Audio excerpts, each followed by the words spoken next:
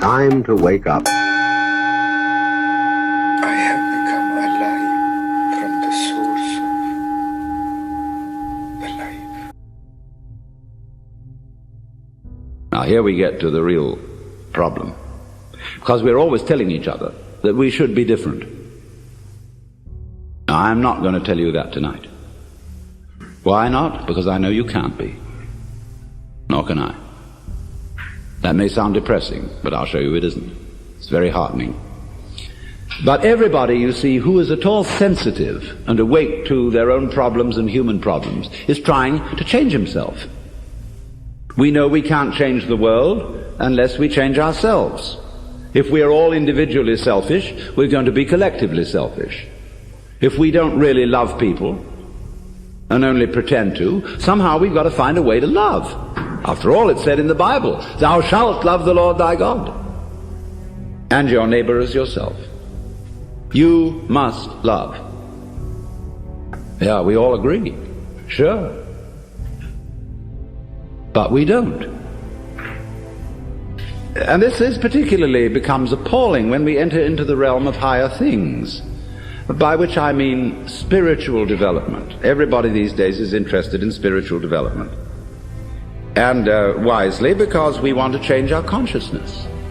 Many people are well aware that this egocentric consciousness is a hallucination, and that they presume it's the function of religion to change it, because that's what the Zen Buddhists and yogis and all these people in the Orient are doing. They're changing their state of consciousness to get something called satori, or mystical experience, or nirvana, or moksha, or what have you. And everybody around here is really enthused about that, because you don't get that in church. I mean, there have been Christian mystics, but the church has been very quiet about them. But in the average church, all you get is talk. There's no meditation, no spiritual discipline. They tell God what to do interminably, as if he didn't know. And then they tell the people what to do, as if they could or even wanted to. And then they sing religious nursery rhymes. But in pursuing these spiritual disciplines, yoga and Zen and so forth, and also psychotherapy, there comes up a big difficulty. And the big difficulty is this. I want to find a method whereby I can change my consciousness, but therefore to improve myself. But the self that needs to be improved is the one that is doing the improving. And so I'm rather stuck. I find out the reason that I think I believe, say, in God, is that I sure hope that somehow God will rescue me. In other words, I want to hang on to my own existence. And I feel rather shaky about doing that for myself, but I just hope there's a God who will take care of it. Or, if I could be loving, I would have a better opinion of myself. I'd feel better about it. I could face myself, as people say, if I were more loving. So the unloving me, somehow, by some gimmickry, has to turn itself into a loving me, and this is just like trying to lift yourself off the ground with your own bootstraps. It can't be done. And that's why religion, in practice, mainly produces hypocrisy and guilt, because of the constant failure of these enterprises. Now, people go and study Zen, and they come back and say, wow, getting rid of your ego is a superhuman task. I assure you it's going to be very, very difficult to get rid of your ego. You're going to have to sit for a long time, and you're going to get the sorest legs. It's hard work. And all you wretched kids who think you're getting rid of your ego on pot or something or other and easy yoga, you don't know what you're in for when it really comes down to the nitty-gritty. Well, you know, the biggest ego trip going is getting rid of your ego. And the joke of it all is your ego doesn't exist. There's nothing to get rid of. It's an illusion, as I tried to explain. But you still want to ask how to stop the illusion. Now, who's asking? I mean, do you think, in the ordinary sense in which you use the word I, how can I stop identifying myself with the wrong me? Well, the answer is simply you can't. Now, the Christians put this in their way when they say that mystical experience is a gift of divine grace. Man as such cannot achieve this experience. It is a gift of God, and if God doesn't give it to you, there's no way of getting it. Now that is solidly true. You can't do anything about it because you don't exist. Well, you say, that's pretty depressing news. But the whole point is, it isn't depressing news. It is the joyous news. There's a Zen poem which puts it like this, talking about it. It means the mystical experience, Satori, the realization that you are the eternal energy of the universe, like Jesus did. It says like this: you cannot catch hold of it, nor can you get rid of it.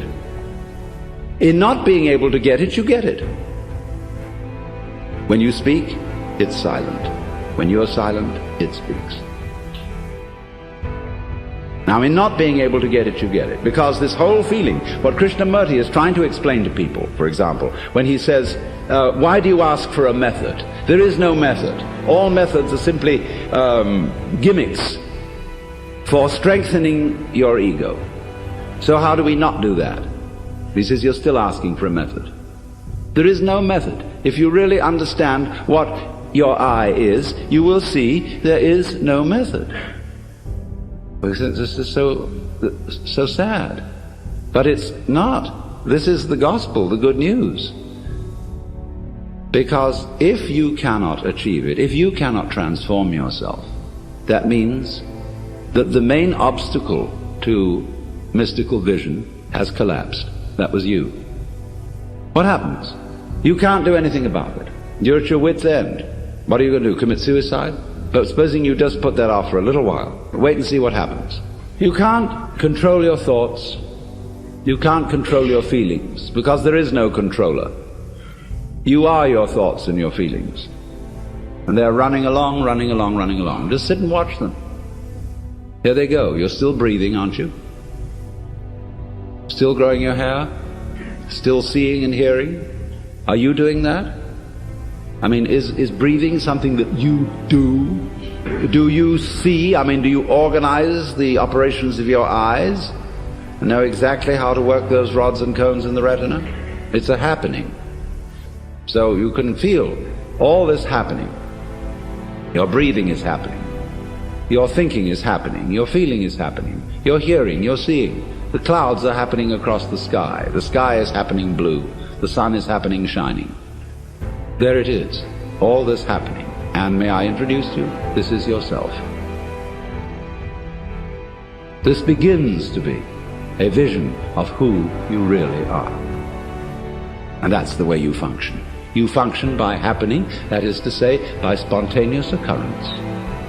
And this is not a state of affairs that you should realize. I cannot possibly preach it to you, because the minute you start thinking, I should understand that, this is this stupid notion again of I should bring it about, when there is no you to bring it about. See, that's why I'm not preaching. You can only preach to egos. All I can do is to talk about what is. It amuses me to talk about what is because it's wonderful. I love it. So this is not you see, this is the whole approach here is not to convert you, not to make you over, not to improve you, but for you to discover that if you really knew the way you are, things would be sane. But you see, you can't do that. You can't make that discovery because you're in your own way. So long as you think, I'm I. So long as that hallucination blocks it. And the hallucination disappears only in the realization of its own futility.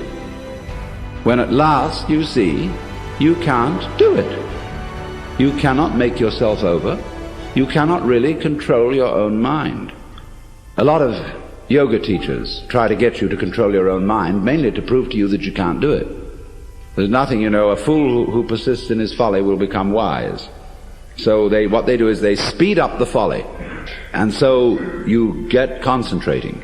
And you can have a certain amount of superficial and initial success by a process commonly called self-hypnosis.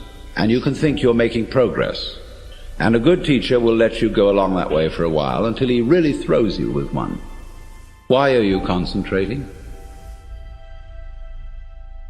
See, Buddhism works this way. Buddha said, if you suffer because you desire, and your desires are either unattainable or always being disappointed or something.